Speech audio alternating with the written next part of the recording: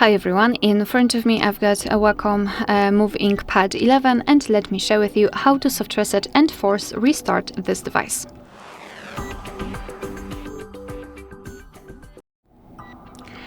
So the soft reset will be useful if you just want to reset your device and you can do everything. I mean, you can tap everywhere. So all you have to do is to either press the power button long enough until you'll see this menu, or you can press the power button and volume down button together and this menu once, and this menu will immediately appear. All you have to do is to tap on reset and your device will be automatically powered off and then powered on again.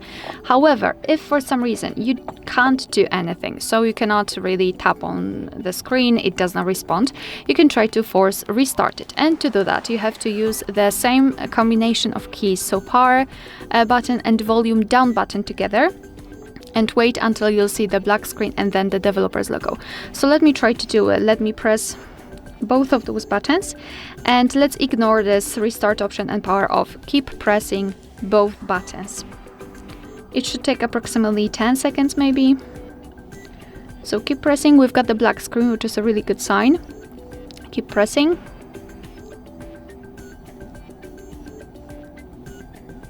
And will it be restarted? Not really. So probably we have to just press the power button again. Only power button to manually turn it on, but that's okay. As you can see now, we've got the logo, the developer's logo, which means that we just successfully powered on our device. And now we have to wait and hopefully it'll work perfectly fine again. Alright, so that will be all. Thank you so much for watching. Please hit the subscribe button and leave the thumbs up.